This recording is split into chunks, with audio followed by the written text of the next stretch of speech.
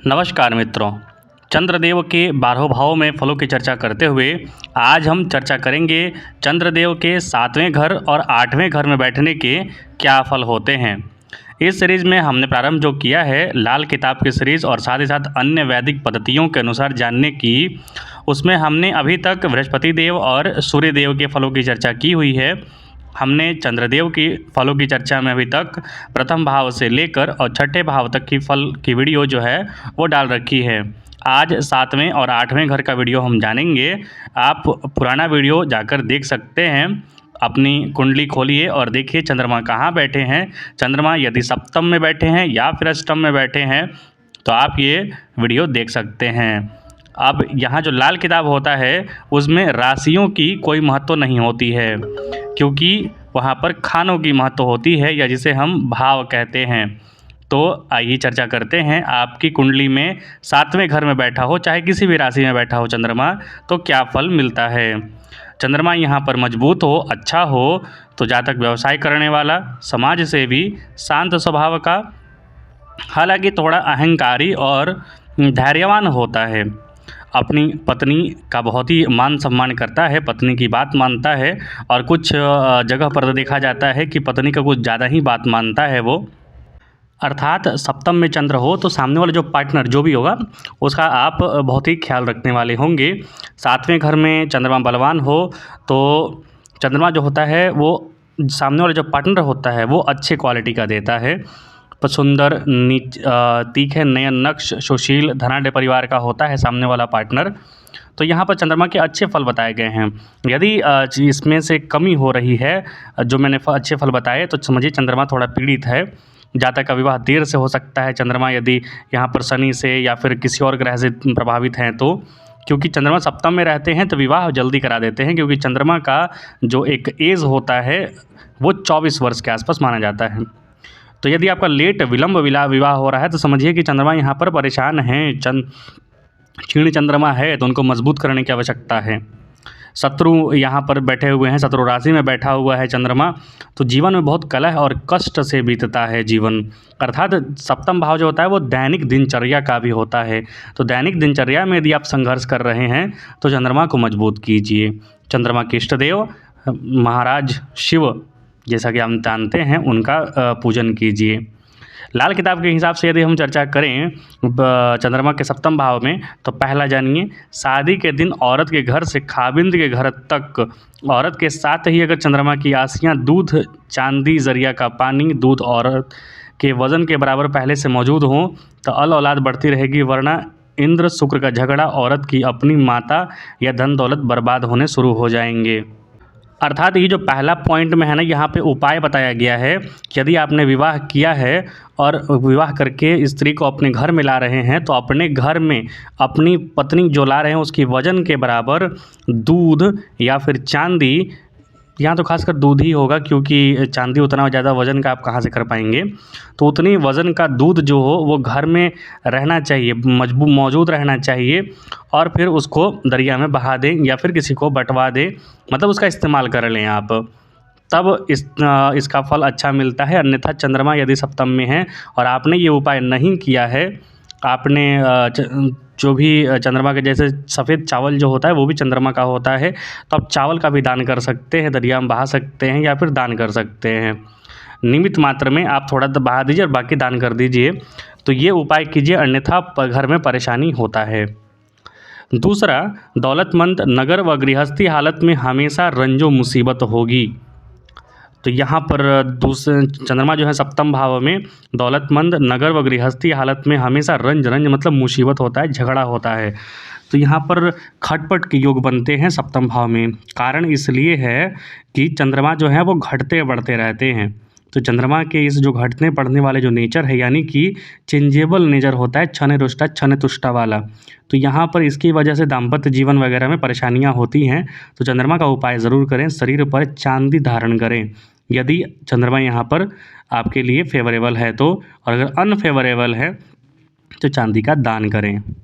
याद रखिए, जो ग्रह कुंडली में अनिष्ट होता है या फिर खराब फल देता है उसका रत्न या फिर उसका जो मेटल है वो कभी भी धारण नहीं करना चाहिए। क्योंकि उससे परेशानियाँ और बढ़ती हैं। यहाँ के बहुत सारे एस्ट्रोलॉजर जो हैं, मैं किसी का नाम नहीं लूँगा या फिर किसी के प्रति आक्षेप नहीं है, सबका अपना अपना दृष्टिकोण होता है।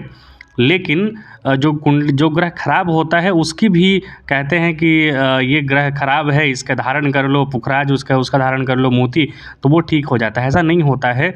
यदि कोई ग्रह खराब फल दे रहा है और उसका रत्न आपने धारण कर लिया तो उसके खराब फलों में वृद्धि हो जाती है। याद रखिए, दुश्मन को दूर रखना चाहिए, दुश्मन को अपने घर में बिठा के नहीं रख लेना चाहिए कि परेशानी और बढ़ जाए। तो ये होती है। और तीसरा जो होता है इसका उपाय, फल जो है वो बूढ़ी माता की इज्जत कम करे तो सारी दौलत मिट्टी की तरह उड़ जाएगी। अर्थात चंद्रमा सप्तम में है तो अपनी बूढ़ी माता या फिर माता के समान जो भी समतुल्य हैं उनका इज्जत करें। अगर यदि उनके साथ याद आपने दुर्व्यवहार किया तो अपनी की सारी जो धन दौलत है वो मिट्टी में मिल जाएगी। इसका कारण ये है कि सप्तम में चंद्रमा जो है वो चतुर्थ से चतुर्थ हो गए, अर्थात चंद्रमा चतुर्थ के स्वामी होते हैं और भावात भावम से वो चतुर्थ से चतुर्थ है, मतलब मजबूत अवस्था में है। माता का सम्मान करें। और लिक्विडिटी, द्रव्य की जो कारक होते हैं वो चंद्रमा ही होते हैं। और पांचवा जो यहाँ पर जो चौथा जो यहाँ पर फल देते हैं चंद्रमा, वो है दूध पानी मोल बेचने से औलाद और धन दौलत घटे। अर्थात यहाँ पर दूध और पानी व्यक्ति को नहीं बेचना चाहिए। सप्तम भाव में चंद्रमा बैठे हैं तो दूध और पानी का बिजनेस नहीं करना चाहिए, इससे परेशानी होता है। चंद्र के साथ शुक्र बैठे हों तो कुंडली का घर मंदा हो मगर दौलत मंदी ना होगी और न नसीब मंदा होगा। अर्थात चंद्रमा यहाँ पर शुक्र भी साथ में बैठ जाएं या फिर शुक्र की कहीं से दृष्टि पड़ जाए तो यहाँ पर अच्छे फल होंगे, दौलत के हिसाब से अच्छा फल मिलेगा। साथ ही साथ नसीब भी आपका मंदा नहीं होगा। अब यदि चंद्रमा आपके 8वें घर में बैठ जाएं तो 8वें घर में चंद्रमा का बैठना थोड़ा परेशानी का कारण बनता है, क्योंकि चंद्रमा मन के कारक है और मन जाके श्मशान में बैठ गया है। श्मशान में चंद्रमा का बैठने से यहाँ पर जातक जो होता है थोड़ा ईर्ष्यालु स्वभाव का होता है, प्रमेह रोगी हो सकता है। प्रमेह मतलब डायबिटीज़, और कामुक प्रवृत्ति का होता है व्यक्ति। जातक व्यवसाय से लाभ उठाने वाला होता है।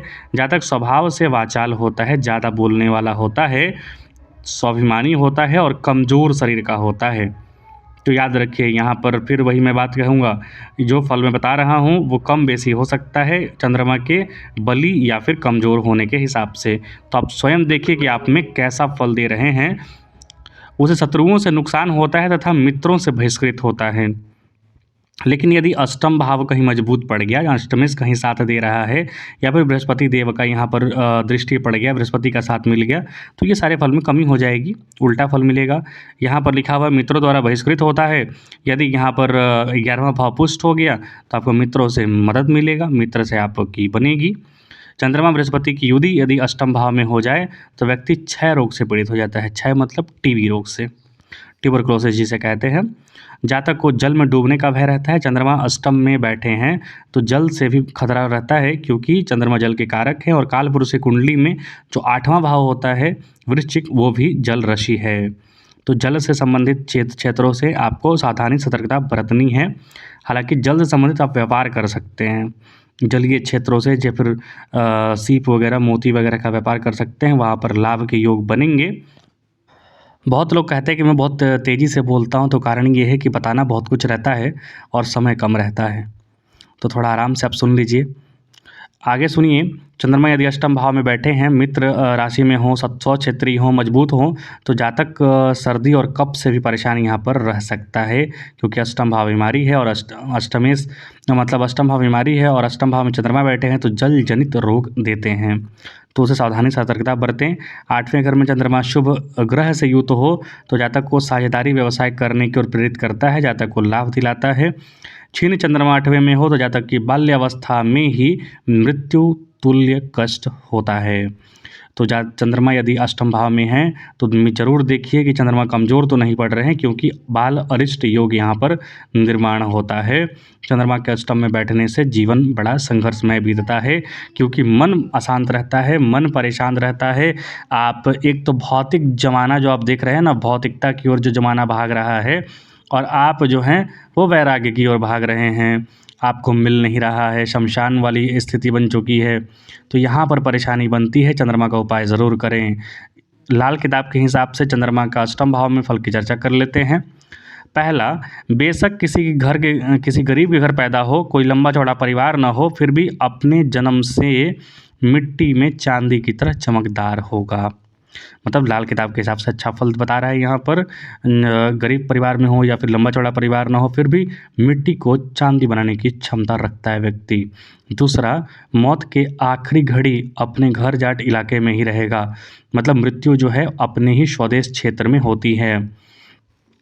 तीसरा, बहू बेटी और वालिदैन लड़का बहन की मोहब्बत को अलहदा और इश्क धारणा से दूर रहने वाला दूध की मानिंद सफ़ादिल होगा। राय दरबार में इज्जत और चंद्र की संबंधित वस्तुएं का सुख होगा। यहाँ पर बता रहा है कि चंद्रमा अष्टम भाव में बैठे हैं तो बहू बेटी वालिदैन माता पिता सभी यहाँ सब अच्छे रहते हैं, उनका आशीर्वाद मिलता रहता है। चौथा, शायरी या इल्म ज्योतिष का माहिर भी हो सकता है, वरना चाल चलन शक से बरी न होगा। अंदरूनी अक्ल और खुदाई पहुँच दर्जा कमाल होगा।